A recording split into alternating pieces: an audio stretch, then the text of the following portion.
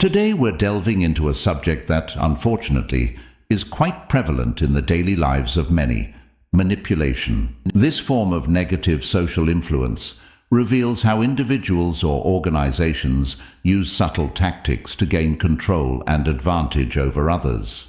Manipulation can occur in various spheres of life, whether in the workplace, personal relationships, or even large social groups. Thus, understanding and reflecting on these tactics is not just a way to safeguard one's autonomy, but also to promote healthier and more transparent relationships. It is essential to learn to defend oneself, and for that, we will explore the most intense manipulation tactics. Know that all knowledge is neutral, as it depends on the user to give it a function. Therefore, remember that these tactics are dark, and the purpose of this content is for you to learn to protect yourself from them, not to use them against others. This knowledge is like a tool that can be used both to create a magnificent work or to commit evil. Therefore, all the knowledge you absorb in this video should be used responsibly, whether for your self-defense or personal development. We'll understand how manipulation silently infiltrates our lives, often without us realizing it. We'll demystify these techniques not just to recognize them, but also to equip ourselves with the necessary tools to fight them. In the end, I guarantee you will be more prepared to face the world with a more critical eye and a more alert mind. Here is the darkest thing about the W's of manipulation. Before we start, please leave your like and subscribe to the channel. It helps us a lot and costs you nothing. Let's get music started. Number 1. Triangulation. This is a subtle but powerful manipulation tactic that involves introducing a third person into a relationship dynamic to create division, tension, or confusion. The manipulator uses this third person as a tool to exercise control, destabilize the existing relationship, or divert attention from their own questionable actions. In triangulation, the manipulator may play one against the other, sharing distorted or confidential information between the parties, or using the third person to validate their own opinions and feelings, discrediting the other party.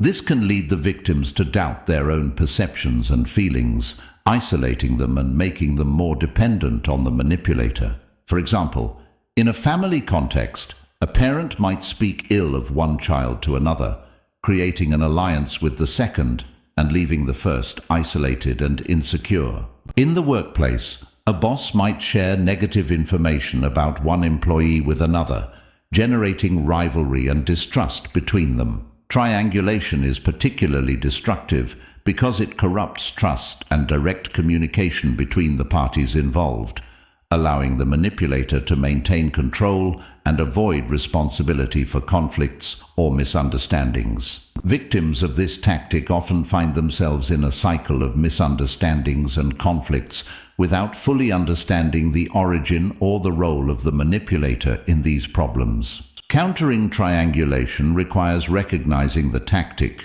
open and honest communication between the parties being manipulated, and a strong sense of personal boundaries. It is crucial to question the validity of the information received, seek clarifications directly with the other parties involved, and refuse to participate in conversations or actions that foster division or distrust. Number 2. Double bind. This is a situation of psychological manipulation in which the person is placed between two contradictory choices or conflicting messages, so that regardless of the decision made, they will be wrong or at a disadvantage. This tactic is often used to confuse and control the victim, making them feel powerless, confused and anxious, as there is no correct or satisfactory way out in these situations. The manipulator may communicate mutually exclusive expectations or demands. For example, a parent may criticize a child for not being open and communicative, but when the child tries to express their feelings, they are reprimanded for being disrespectful or overly sensitive. Here, the child is put in a double bind because if they open up, they are punished, and if they remain silent, they are also criticized. The double bind can also occur in relationships where one person may tell their partner they want more independence, but at the same time becomes upset or distant when the partner spends time alone. The victim of this manipulation becomes confused and insecure about how to act, as all their actions seem to result in a negative response. This type of manipulation is particularly insidious because it attacks the person's ability to trust their own perception and judgment. This can lead to a state of constant self-doubt and decreased self-esteem, making the person more dependent on the manipulator. To deal with a double bind, it is important to recognize that the situation is a manipulation trap and not a reflection of one's own incompetence or failure. Seeking support from trusted friends, counselors, or therapists can help the victim validate their own perceptions and feelings. Additionally, setting clear boundaries and communicating assertively are crucial steps to protect oneself against this type of manipulation. Number 3. Projection. Projection is a manipulation tactic where the manipulator attributes their own flaws, feelings, or inappropriate intentions to the victim. This occurs when the manipulator is unable or unwilling to acknowledge their own shortcomings or negative behaviors, and instead projects them onto the other person, making them feel guilty or in doubt about their own actions or feelings. This defense mechanism distorts the victim's reality, leading them to question their own perceptions and to feel responsible for problems or feelings that actually belong to the manipulator. For example, a jealous partner may accuse the other of being unfaithful or flirting, when in reality it is the accuser who is having these thoughts or behaviors. Projection allows the manipulator to divert attention from their own flaws and transfer responsibility to the victim, often making them feel defensive, confused, or guilty without cause. This can weaken the victim's self-esteem and increase their emotional dependence on the manipulator. Confronting projection requires the victim to maintain a strong sense of their own reality and boundaries. It is important for the person to recognize when they are being targeted by this tactic and not to internalize the unfounded accusations. Keeping a record of their own thoughts and feelings, seeking feedback from trustworthy third parties, and practicing self-affirmation are useful strategies for combating manipulation by projection. Additionally, it is essential for the victim to learn to emotionally distance themselves from the manipulator and to establish clear boundaries, refusing to accept responsibility for problems or feelings that are not theirs. In extreme cases, it may be necessary to cut ties or seek professional support to deal with the consequences of this form of manipulation. Number 4. Time pressure. This is a manipulation tactic used to force the victim to make quick decisions, creating a false sense of urgency. The manipulator claims that action must be taken immediately to avoid negative consequences, or that a unique opportunity is about to expire. This method exploits the fear of loss and anxiety, reducing the time the victim has to think, research, or consult other opinions. For example, this strategy is often used in high-pressure sales, where the seller insists that an offer is for a limited time or that only a few items remain. However, it can also be found in personal and professional relationships, such as when someone demands an immediate response to a significant request or imposes an unrealistic deadline for an important decision. Under time pressure, the manipulated individual may end up making hasty decisions, often to their own detriment and to the benefit of the manipulator. The artificial urgency prevents the victim from evaluating all options, consulting third parties, or simply listening to their own intuition. To combat this tactic, it is essential to recognize when someone is trying to manipulate time to influence your decision. It is important to ask for time to think, not to succumb to the pressure to act immediately, and to remember that few decisions genuinely require an instant response. Additionally, one should be aware that time pressure is a red flag for manipulation, and that often by waiting, additional information may emerge that will help make a more informed and balanced decision. Number 5. Inconsistency and unpredictability. This is a manipulation tactic where the manipulator acts erratically and unpredictably, causing confusion and insecurity in the victim. This behavior can range from extremes such as being loving and attentive one moment and cold or disdainful the next, for no apparent reason. This pattern of behavior keeps the victim in a constant state of disorientation and anxiety, as they cannot predict or understand the actions of the manipulator. This tactic is often used in abusive relationships, where the abuser alternates between kindness and cruelty to create an emotionally unstable environment.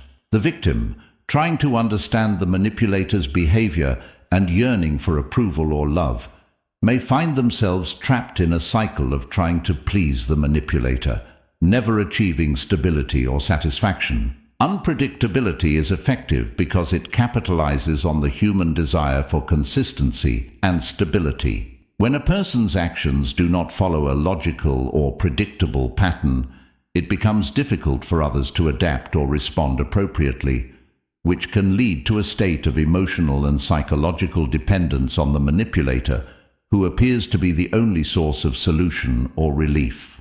To deal with inconsistency and unpredictability, it is important for the victim to recognize the manipulator's pattern of behavior and understand that it is not their responsibility to constantly correct or adapt to please the other. It is vital to establish clear boundaries and maintain emotional distance from the manipulator.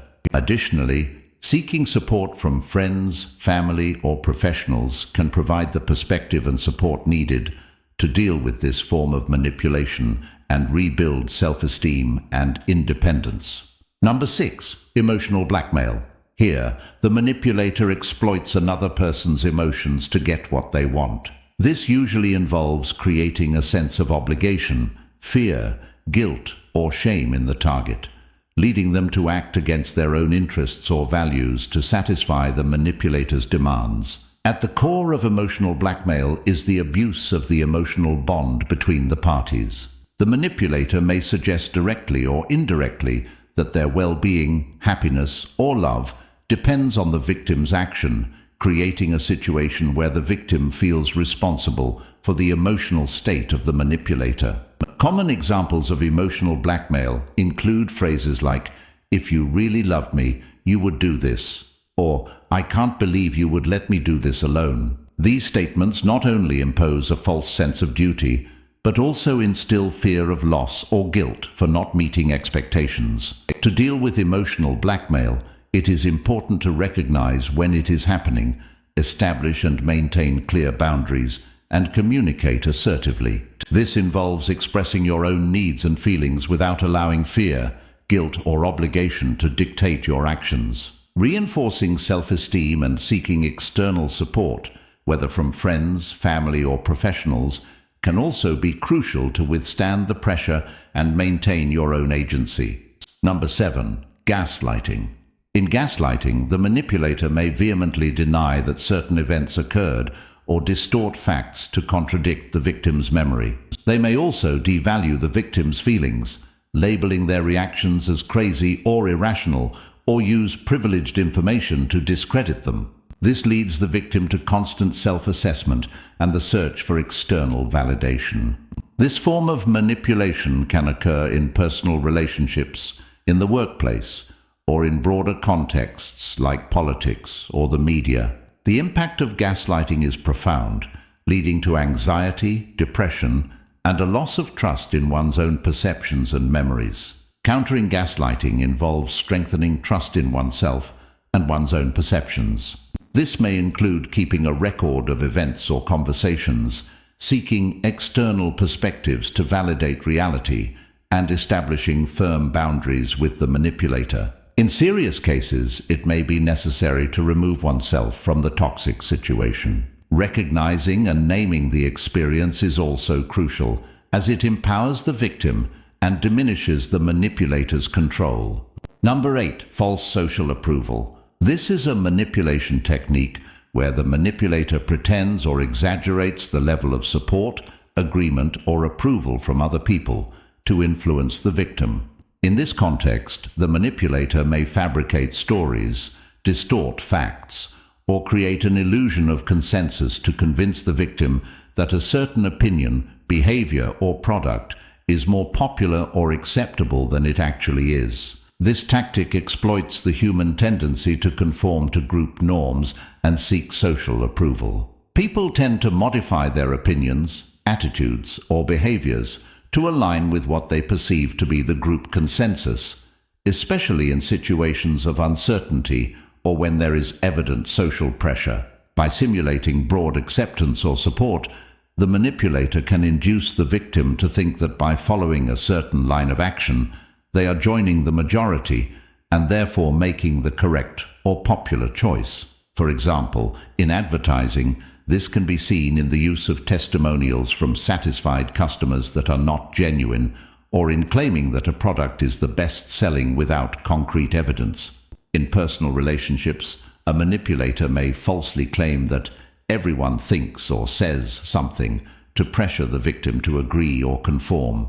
To defend against false social approval, it's crucial to develop critical thinking and question the truthfulness of claims of popularity or acceptance. It's important to seek concrete and reliable evidence before accepting claims of consensus and maintain confidence in one's own perceptions and judgments, even if that means standing against the supposed majority. Recognizing and understanding this manipulation tactic allows people to make more authentic choices and be less influenced by the pressure to conform to fictitious or exaggerated social norms. Number 9. Concealment of information. Concealment of information is a manipulation strategy where one party deliberately withholds important or relevant information from another party with the goal of influencing decisions or perceptions. This manipulative method can significantly alter the victim's understanding and behavior, as they are led to make decisions based on an incomplete or distorted understanding of reality. This type of manipulation can occur in various contexts, from personal relationships to business transactions and politics. For example, in a relationship, a partner may hide information about their finances or past relationships, affecting the trust and dynamics of the relationship. In the workplace, a colleague or superior might omit critical details of a project, impairing an employee's ability to complete tasks efficiently or make informed decisions. In sales or negotiation situations, hiding information about the product, such as defects or unfavorable terms, can lead to a deceived choice by the consumer or the other negotiating party. In the political sphere, the concealment of relevant information from the public can influence public opinion and electoral outcomes. Defending against the concealment of information involves being aware of this possibility and adopting a questioning and investigative approach. It's important to fact-check from multiple sources, ask detailed questions, and seek transparency in all interactions and transactions. Moreover, developing critical awareness and not accepting information at face value can help identify when important information may be being concealed. By understanding that the concealment of information is a form of manipulation, people can become more vigilant and less susceptible to being influenced by decisions or opinions based on incomplete or distorted information. Recognizing the importance of open and honest communication is key to promoting more transparent and fair relationships. Number 10. Fear attachment. Manipulators using fear attachment often create a do-or-die scenario, making the victim believe that something terrible will happen if they do not comply. This can range from direct threats to subtle insinuations or the creation of negative hypothetical scenarios. The goal is to make the victim feel that they have no choice but to obey or agree with the manipulator to avoid the feared outcome. This technique can be observed in many contexts, including personal relationships, workplaces, marketing, and even politics. For example, a partner may use the fear of abandonment to control the other's behavior, or a boss may imply that an employee's job security depends on their compliance with certain demands. In advertising, fear attachment can be used to convince consumers they need a product to avoid some danger or social embarrassment. To defend against fear attachment, it's important to recognize when fear is being used as a tool of manipulation. This may involve questioning the reality of the threats presented, objectively evaluating one's own options, and seeking advice or alternative perspectives. Staying calm and not acting impulsively under the influence of fear is also crucial, as well as strengthening self-esteem and support networks to reduce vulnerability to fear-based manipulation. Developing a clear understanding of one's own boundaries and rights can help the person stand against attempts at manipulation that exploit fear. Moreover, learning coping techniques and resilience can help deal with fear in a healthy and assertive manner, reducing the impact that the manipulator can have on the victim's emotions and decisions. Number 11, blame game. This is a common manipulation strategy where the manipulator attempts to shift the responsibility for their own mistakes, failures, or behaviors onto the victim. This tactic aims to make the victim feel guilty even if they have done nothing wrong, leading them to doubt themselves, apologize excessively, and even take on responsibilities that are not theirs. Manipulators use the blame game to divert attention from their own inappropriate actions, maintaining control and avoiding the consequences of their actions. By making the victim feel responsible for negative problems or situations, the manipulator can maintain a position of power and influence, weakening the victim's self-esteem and assertiveness. This technique can be observed in various contexts, such as abusive relationships, the workplace, or dysfunctional family dynamics. For example, in a relationship, a manipulative partner may blame the other for their own jealous or irrational behavior, claiming that it's the victim's behavior that provokes this reaction. At work, a colleague or superior might attribute the failure of a project to the victim, even though the responsibility is shared or entirely the manipulator's. To defend against the blame game, it's crucial to maintain a clear sense of reality and not accept blame for things that are outside the person's control or clearly someone else's responsibility. Strengthening self-awareness and self-esteem helps to recognize and reject unfair assignments of blame. Keeping a record of events and conversations can be useful for contesting false accusations and maintaining an objective perspective. Additionally, it's important to establish clear boundaries with the manipulator and communicate assertively that the attempt to shift blame is unacceptable. Seeking support from friends, family, or professionals can also provide validation and additional perspective, helping the victim to break free from the imposed cycle of guilt by the manipulator. Number 12, false praise. False praise is a manipulation technique where the manipulator uses insincere compliments to influence and control the victim. This approach is used to gain the victim's trust, make them lower their guard, or make them feel indebted. False praise is often used to soften someone before a request or to distract them from hidden intentions. Skilled manipulators use compliments to create a positive atmosphere and a false sense of security. When a person feels valued or praised, they are more likely to want to return the favor or maintain the positive feeling, making them more susceptible to influence. The compliments can be directed at the appearance, intelligence, abilities, or any other attribute of the victim. However, false praise differs from genuine compliments in its intention. While a sincere compliment is motivated by the desire to express admiration or appreciation without expectation of return, false praise aims to manipulate or extract something from the praised individual. The manipulator may not believe what they are saying, but understands that positive words can be a powerful tool to control or influence someone's behavior. To protect against false praise, it is important to develop the ability to discern the sincerity of the compliments received. Observing the behavior pattern of the praiser, the context in which the compliments are made, and the congruence between the individual's words and actions can help identify whether the compliments are genuine or not. Additionally, maintaining healthy self-esteem and not depending on external validation allows the person to accept compliments without being unduly influenced by them. Number 13, victimization. This is a manipulation tactic where the manipulator presents themselves as a victim of unfair circumstances, other people, or events beyond their control. This strategy is used to gain sympathy, avoid responsibility for their actions, and influence the behavior of others in their favor. By portraying themselves as victims, manipulators seek to evoke compassion and induce others to make concessions, offer help, or modify their expectations and behaviors towards the manipulator. This type of manipulation can be particularly effective because it appeals to the natural human instinct to help and protect those who are suffering or at a disadvantage. However, rather than being a true expression of distress, victimization is calculated to achieve specific goals, such as diverting attention from inappropriate behaviors, controlling the people around, or gaining resources and benefits.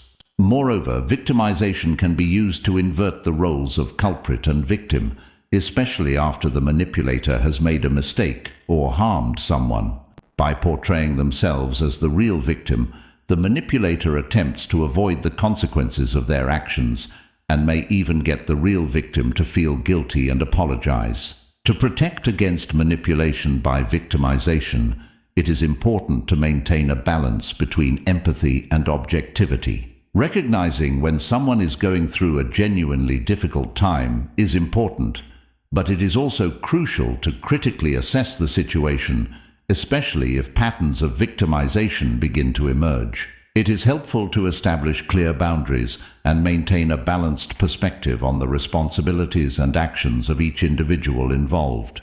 Number 14. Intentional silence. Tactics of silence refer to the intentional use of silence or refusal to communicate as a way to exert power, control, or punishment over someone. This form of manipulation is also known as the silent treatment and can be extremely harmful, as it invalidates the victim's emotional expression and creates an environment of uncertainty, anxiety, and isolation.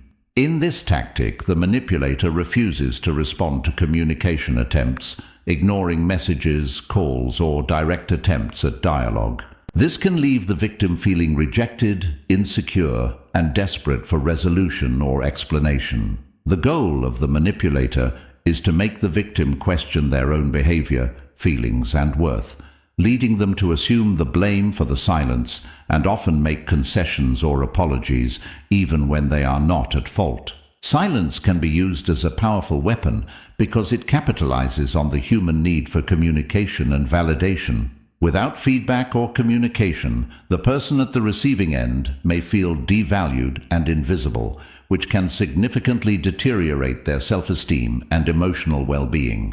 To deal with tactics of silence, it is important for the victim to recognize that this is a form of emotional manipulation and not a reflection of their own value or guilt. Maintaining one's own integrity, seeking external support, and communicating one's feelings clearly without begging for attention are important steps.